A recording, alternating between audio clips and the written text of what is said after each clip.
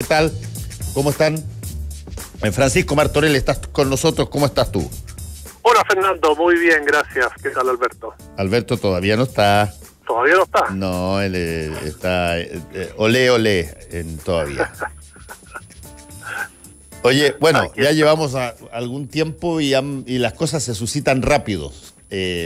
No solamente tuviste el episodio en Temocuycuy, tienes una serie de situaciones en términos de nombramientos de autoridades. Hay toda una discusión sobre si es que Bárbara Figueroa es idónea o no para ser embajadora en Argentina. Está, por cierto, este espectro del quinto retiro que rondea una vez más al Congreso y que siempre ha golpeado muy fuertemente al gobierno de turno, anteriormente con el presidente Piñera y ahora con el presidente Boric. ¿Qué tal estás viendo todo eso? Bueno, efectivamente la semana pasada conversábamos que todos los gobiernos de alguna u otra manera siempre tenían una luna de miel, ¿no es cierto?, donde se les permitía o se les daba espacio para que se desplegaran, y esa luna de miel dependía de la situación política, de cómo estaba conformado el Congreso, cómo llegaban los partidos políticos, pero también el clima que había en la sociedad. Y creo que este gobierno está constatando que todo eso está enrarecido, no solo en Chile, sino en todo el mundo. Es decir, estamos con una economía afectada, con una guerra en Ucrania, estamos con un petróleo al alza, con gas que sube el precio a niveles increíbles, pero también no nos olvidemos que nosotros venimos saliendo de un estallido y de una pandemia, si es que todavía salimos de ella. Y todo eso hace que este gobierno no haya tenido ni siquiera 72 horas de luna de miel, es decir, el cambio de mando, la fiesta en La Pintana podría ser como el cierre de la luna de miel, y el día lunes empieza ya a gobernar y recibe todas las andanadas que suelen pasarle a un gobierno que lleva más tiempo. Vino el viaje de Isquia Siche y después todo lo que tú dices, es decir, hoy día el gobierno se ha desplegado, vemos que en salud, en obras públicas, en el tema del agua, en sequía, etcétera, está dando, incluso en educación, está dando respuesta y tiene una lógica y un plan más o menos organizado, pero todavía no puede en aquellas áreas que son fundamentales y que tienen que ver con la política, dar esa confianza. Y básicamente el problema mayor lo tuvo el ministro Giorgio Jackson con el tema del indulto y lo que le ocurrió ayer en el Senado, donde no solo recibió el fuego enemigo, que eso es normal, sino que mucho fuego amigo, y para un ministro secretario general de la presidencia, que es el hombre encargado de llevar adelante la agenda legislativa, partir con el pie izquierdo en su relación con el Senado es complicado. Entonces, luna de miel no hay, situación complicada, muy complicada. ¿Qué puede mostrar el gobierno a partir de ahora? Claro que está agilizando los nombramientos, pero cada nombramiento también recibe una andanada de críticas, como ocurrió ayer con la designación de Bárbara Figueroa y Paula Narváez en Argentina y Naciones Unidas respectivamente, y también y fundamentalmente el tema de lo que podría mostrar es el acuerdo alcanzado con los estudiantes de ACES, que hoy día estarían dejando el INDH después de 8 meses de toma. Oye, una pregunta al respecto. ¿Tú adviertes en esta situación un problema interno? Porque los nombramientos históricamente... Los nombramientos de determinadas figuras tienen que ver con las competencias que tengan las personas que son nombradas, sin duda. Tienen que ver con el equilibrio que debe tener una coalición y sus partidos miembros, digamos. Y eso siempre te va a generar algún tipo de roce, pero a mí me da la sensación que como que hay una mirada mucho más acuciosa en este caso, porque es un gobierno nuevo, porque hay mucha gente que proviene de sectores que otros rechazan muy fuertemente, y por lo tanto yo creo que la primera escena de la batalla política es justamente cuestionar los nombramientos, digamos. Sí, Sí, efectivamente, Fernando, yo me doy cuenta además que, y te debe pasar a ti, la cantidad de información y videos que recibes con declaraciones y cuñas de los dirigentes políticos. Yo creo que ahí hay que constatar un fenómeno que está ocurriendo en esta nueva forma de hacer política, donde primero hay muchos actores nuevos. Recordemos que la Cámara de Diputados tiene 90 diputados nuevos. Tenemos otros actores que son los convencionales constituyentes y también tenemos al Senado, donde cada uno de ellos viene imbuido además de una práctica de hacer política muy similar a la que hacían en diputados. Bueno, y efectivamente todos ellos quieren hoy día dar a conocer su opinión en cada tema al segundo que ocurre. Y efectivamente esas cuñas y esas críticas apuntan a lo más visible. Lo más visible siempre son los nombramientos. Los subsecretarios tuvieron su momento y ahora lo tienen justamente estos nombramientos que son tradicionales, es decir, siempre hay países con los cuales las relaciones políticas son más importantes que las diplomáticas, es decir, ahí tienes que conjugar a un hombre o mujer que sea capaz de llevar adelante ambas situaciones de la misma manera, y por eso se eligen embajadores de confianza en Argentina, en España, en Naciones Unidas, en Estados Unidos, en Perú, etcétera, que puedan ir más allá de una simple relación diplomática y avanzar a estrategias políticas comunes, etcétera. Y la sintonía que hay con el gobierno de Alberto Fernández, que es un gobierno también muy vinculado a su sector gremial. Recordemos que en Argentina gobierna el peronismo, que es donde el aparato sindical maneja el 40-45% del poder fuertemente en Argentina, aunque se ha disminuido últimamente, hace que mandar a alguien que presidió la CUT y que tiene cierta experiencia en relaciones internacionales con otras organizaciones gremiales, quizás fue la lectura que hizo el gobierno de Boric, que era importante hacerlo, pero efectivamente cuando tú mandas a una mujer comunista, expresidente de la CUT, y que tuvo esa performance en el Congreso, da muchas posibilidades de golpearla, y como te decía antes, hay muchos dispuestos a hacerlo por esta cosa que también te visibiliza frente a la opinión pública. Sí, ahora esto también tiene que ver y va a congeniar, o debe congeniar, con todo lo que son las promesas de campaña y el programa de gobierno que presentó el presidente Boric, y por lo tanto se viene encima una serie de medidas bien tampoco muy fáciles. Sin duda, la reforma tributaria, que es vital para financiar muchas de las otras cosas, está ahí dando vuelta. Mario Marcel tiene una buena imagen y ha sido bien aceptado, pero las palabras reformas tributarias históricamente siempre han sido muy discutidas, muy peleadas, y particularmente cuando eso proviene desde gobiernos más de izquierda que desde gobiernos más de centro o de derecha. Exacto, y bueno, yo creo que ahí la visita de Marcel ayer al Congreso clarificó el camino que se planteó Hacienda al respecto. Aparte con el tema del salario mínimo, que ahí hay una promesa de campaña de llevarlo a 500.000 al fin del periodo, pero con un aumento sustancial en la primera etapa, y creo que esa es el primer gallito que tiene que enfrentar y consensuar el ministro de Hacienda.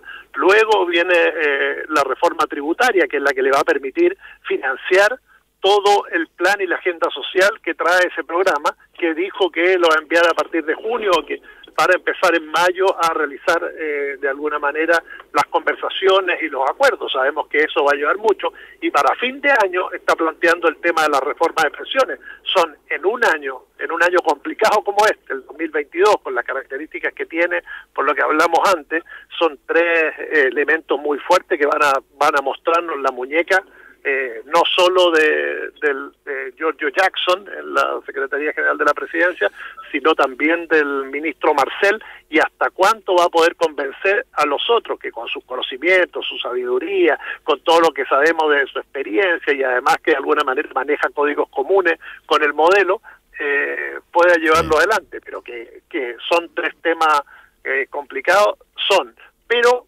para llevar a cabo el programa, y el presidente lo debe saber, tiene que avanzar rápidamente, al menos en el salario mínimo, para dejar tranquilo a una población que este año se va a ver afectada por muchas cosas. Si estamos viendo el precio de la parafina, el gas que va a subir, se viene un invierno, que siempre los inviernos son crudos, llueva, no llueva o haga frío, y además tenemos el tema de la sequía.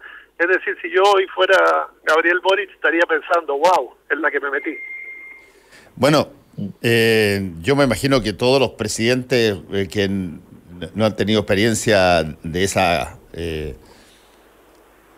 ese cargo anteriormente, en algún momento dado de su comienzo, de sus primeros meses, aquilatan la envergadura de la tarea es cuando Arturo Alessandri dice que esta es la casa donde tanto se sufre, es porque, bueno, supongo que sufrió en un momento. Y desde ese punto de vista ya está con nosotros Alberto Mayol. ¿Cómo estás, Alberto? ¿Qué tal, Fernando? ¿Qué tal, Pancho? ¿Cómo están? Tú también, hola, Alberto, buen día. Aunque estás a la distancia, me imagino has visto todo lo que ha sido estas semana y media, o casi 2 semanas de gobierno. Sí, bueno, sin duda, y además hay un interés genuino internacionalmente del proceso chileno, así que eso efectivamente es algo que yo vengo llegando ahora de la universidad y la verdad es que el nivel de información que manejan en general, por ejemplo, en el mundo académico sobre la situación chilena, es un nivel de información muy alto, porque hay un atractivo importante en comprender los bordes de este proceso, y en ese sentido lo que ustedes estaban discutiendo respecto a los proyectos del año, en el fondo, por parte del gobierno, yo creo que son la estructura del orden va a marcar mucho las posibilidades de éxito o fracaso de la estrategia que se ha definido, de los objetivos que se han establecido. Creo que es muy buena idea partir con salario mínimo. Si la derecha es inteligente, probablemente lo apruebe fácilmente y no intente desangrarse en el camino. Pero después viene lo difícil. Yo creo que de ahí para adelante la cosa se pone muy, muy complicada. Sí.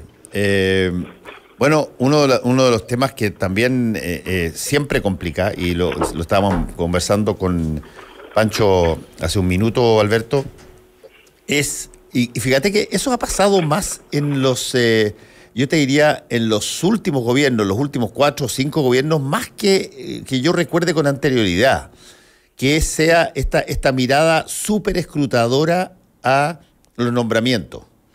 Y de pronto sacan un Twitter que tal persona puso hace 4 años, o cosas que además tienen valor, porque eventualmente pueden decir algo del carácter de la persona y si es que es idónea o no para el cargo.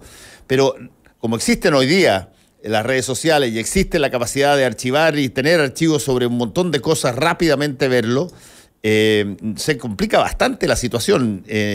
Y además esta dicotomía entre funcionario de carrera y funcionario ad hoc, a mí me parece bastante falsa en general, y lo he dicho ya varias veces, pero también como que pega más fuerte hace pocos años que con anterioridad. Pancho. Sí. Sí, pero yo creo que eso es un fenómeno mundial, ¿no? Si hoy día vemos que el primer ministro del Reino Unido está cuestionado por una fiesta en pandemia. Acuérdense también, hay cosas que dentro de Estados Unidos, hay ciertas cosas que hoy el escrutinio es más elevado, pero también que avanza sobre cosas que antes o no se sabían o no aparecían. El tema de las redes sociales, los videos, lo que le pasó al Teo Valenzuela, el ministro de Agricultura, con ese video antiguo. Creo que hay más opciones también para meterse en los archivos, para buscar rápidamente. Hay muchos reporteros, entre comillas, dando vueltas y ofreciendo eso. Y eso, obviamente, que hace que el escrutinio sea rápido. Y además no nos olvidemos que también están los bots y están los grupos interesados y mecanismos para que tú en un determinado momento puedas poner de trending topic un tema o una crítica y hacerlo inmediatamente parte de las noticias generales. Por eso ahí es cuando quizás muchas veces hay que parar la pelota en la mitad de la cancha y decir, bueno, cuál es el tema que nos interesa, ¿no? Por ejemplo, y vámonos al caso de Izquiasisti y su viaje a la Araucanía. Si seguimos hablando sobre lo que le pasó, el tiroteo puntual, o empezamos a preguntar, bueno, ¿cómo le fue a los otros 5 ministros que estuvieron allá? ¿Cómo fue la conversación con Camilo Catrillanca? ¿Sabemos esos detalles finalmente o nos quedamos solamente viendo los temas pequeños? El escrutinio va a ser, es lo que les tocó vivir. Hoy día hay un fenómeno comunicacional que se da así, y hay una forma de hacer política también que es distinta a la que conocíamos hace años. Es una política que muchas veces no pasa por los partidos, por las grandes discusiones, por los debates, por los grandes oradores, sino que por acciones comunicacionales muy rápidas, muy concretas y a veces muy superficiales en las que entramos todos. Alberto. Sí, yo tengo la impresión de que de alguna manera son condiciones nuevas de la experiencia política que debieran ya tener un tratamiento, o sea, que naturalmente hay que adaptarse a esto. Esto es la realidad. Hoy día cualquier nombramiento efectivamente va a ser un tema, incluso de funcionarios de carrera, de expertos, de lo que sea. Siempre va a haber alguna cosa que se pueda utilizar, hasta una foto familiar, cualquier cosa, da lo mismo, ¿ya? Entonces hay que entender eso, y entendiéndolo, eso significa que tienes que tomar medidas, pero no tomar medidas grandes para cuando no son cosas grandes. Tener controlado esa variable. Yo creo que pasa mucho, le pasa a todos los gobiernos, y creo que le está pasando en todo el mundo, que muchas autoridades de gran nivel terminan ocupando gran parte de su tiempo semanal en asuntos menores, en asuntos que son la crisis del día, pero que en realidad no son una crisis. Y eso no es algo que deba ocurrir. Lo que debe ocurrir es que debe haber una estrategia que establezca que toda esa contingencia, que efectivamente te puede generar un daño estructural en el tiempo, tienes que tener un mecanismo de defensa, debe tener un cinturón protector, debe tener funcionarios, cargos, personas que estén efectivamente a cargo de interceptar esas discusiones, de llevar esa discusión, mientras las autoridades principales siguen por el camino del proyecto político. El proyecto político es la clave. Yo creo que si no se avanza de esa manera, es muy difícil. Gobiernos transformadores, como el que pretende Gabriel Boric, no puede efectivamente estar permanentemente en la discusión más pequeña. Y eso también significa no caer en la tentación de seguir haciendo lo que hacías cuando estabas fuera. O sea, yo creo que el mayor aprendizaje que hay que hacer es que cuando tú estás de candidato, cuando tú eres un diputado, qué sé yo, las redes sociales y muchas otras herramientas son muy útiles para la visibilidad. Cuando tú estás en el gobierno, la visibilidad es gratis. El problema no es la visibilidad. El problema es qué vas a hacer con eso. O sea, ya no tienes que preocuparte de llamar la atención. Ya no tienes que poner una foto en Instagram. Tienes que hacer otra cosa. Y esa otra cosa significa avanzar con tu proyecto. Porque tu proyecto no tiene la reunión de mañana con no sé quién. Tu proyecto es una cosa más grande y tú defines tus reuniones y defines lo que vas a hacer en una reunión, y a la reunión que tal vez tienes que ir obligado vas, pero no vas a hacer nada porque tienes que ir. Y eso en la alta política existe. Ir a no hacer nada existe, porque es parte de entender que eso no es una prioridad hoy día, pero sí hay que ir a la reunión por diplomacia, y hay que ir y hay que preocuparse de cuáles son los proyectos fundamentales. Creo que ese es un poco el problema del escenario en el cual está metido el gobierno, y que va a tener que aprender rápido o diseñar rápido una estrategia propia de cómo afrontar estos escenarios complejos donde el día a día te puede estar comiendo. Sí, bueno, es verdad.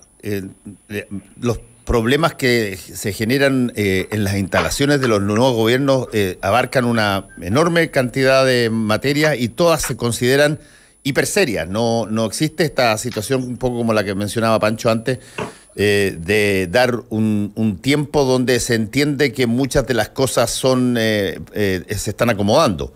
Estas cosas son inmediatas y además las cosas pasan más rápido y además las cosas pueden pasar, como está ocurriendo hoy día, en otra latitud, como es lo de Rusia con Ucrania, pero te llega el impacto muy rápido en términos de el impacto económico. Entonces no hay mucho espacio para un gobierno para ni siquiera apelar a que acaba recién de instalarse. Bueno, se supone que eso es parte de lo que se recibió. Claro. Fernando, y además hay que considerar y tomar en cuenta y hacer un poco de matemática, es decir, la votación del presidente Boric en la primera vuelta fue baja. Y si hoy vemos las encuestas que ya empiezan a circular respecto a su aprobación, esta bordea el 50%. Es decir, para cualquier oposición, la posibilidad de hacerlo caer rápidamente en popularidad para luego afectar el programa de fondo, porque cuando Alberto dice hay que dedicarse al proyecto, claro, hay que hacerlo, pero también aquí hay grandes detractores a este proyecto, a esta agenda de cambio social que planteó el nuevo gobierno. Entonces, ahí es donde aparece la técnica de Alfio Basile. ¿Te acuerdas cuando iba perdiendo Argentina con Colombia 5-0 y manda a un jugador a la cancha y la instrucción es entrar al medio y hacer un poco de quilombo? Es decir, cualquiera que te juegue así, te va entrampando y enredando al gobierno. Y esa es la idea, considerando que un gobierno con un 30-35 de popularidad ya es más débil para llevar adelante una agenda social y política que la oposición obviamente no la quiere. A mí no hay nada más gracioso dentro de la frase y las cuñas cuando aparece algún diputado de Chile Vamos diciendo vamos a exigirle al presidente Boric que cumpla su programa. Si cumple su programa, va absolutamente en contrario de las ideas de lo que ellos piensan. Y por otro lado tienes a una izquierda que se pone muy firme, muy dura, es decir, lo hemos visto en estos días, el Partido Comunista volvió a decir que el programa es inamovible, y por otro lado tiene a otro sector que está por fuera del gobierno que lo presiona muy fuertemente respecto a temas a los cuales el gobierno está bien atado de mano. Alberto. Sí, yo creo que, los gobiernos viven en el pragmatismo, y el pragmatismo no puede rebasar ciertos límites, pero tiene que existir. Y tienes que tener derecho a negociar, tienes que tener derecho... A ver, aquí hay una cosa que es clave, que yo creo que es lo más importante de estos últimos meses, es lo que pasó en la convención con el fracaso inicial entre comillas, porque estamos ya bien avanzados, de la Comisión de Sistema Político. Y la razón más importante de ese fracaso no es por el texto que vaya a salir de allí, que también es muy importante, sino por el hecho de que queda en evidencia la ausencia de una articulación política del nuevo orden, de la nueva élite que están haciendo. Esa élite no ha logrado cuajar en una estructura todavía. Y como no ha logrado cuajar en una estructura, no ha logrado tener tampoco un proyecto que esté asociado a esa nueva élite. Y como eso no está claro en la Constituyente, que es el lugar donde están haciendo en el fondo el nuevo Chile, eso es bien evidente que tampoco está claro a nivel de los pactos respecto a la gobernabilidad, que se quedó en evidencia con el incidente de Felipe Berrío, con fuego amigo dentro del gobierno, destruyendo la posibilidad de su incorporación.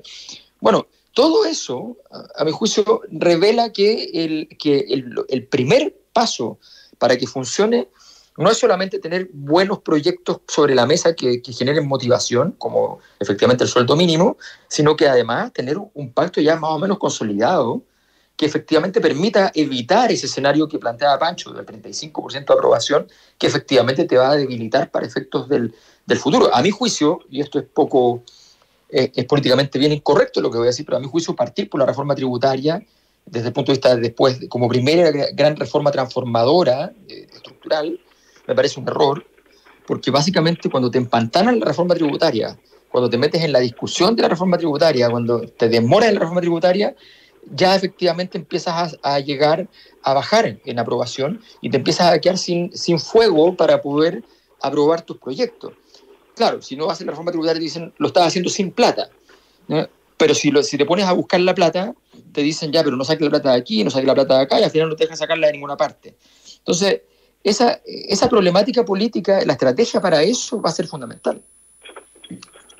Y a eso súmale, Alberto, que el periodo que se está trabajando en la Convención Constituyente, que sí, tiende a entrampar todo, que no hemos podido hablar, pero este tema de la tercera vía, cómo debilita el trabajo y genera una nueva discusión que le va quitando fuerza a la Convención, en su propuesta que va a elevar al país dentro de 3 meses, que vamos a 3 o 4 meses, que vamos a tener que discutir y definir en un plebiscito, en medio de todas estas reformas que se están dando, que va a ser tremendamente también polarizado. Entonces, todo eso juega como para que hoy el liderazgo del presidente tenga que salir a relucir más fuerte que nunca, y el presidencialismo, y aprovechar el presidencialismo que tiene el país justamente para poder encolumnarse detrás de todas esas reformas y también del cambio constitucional.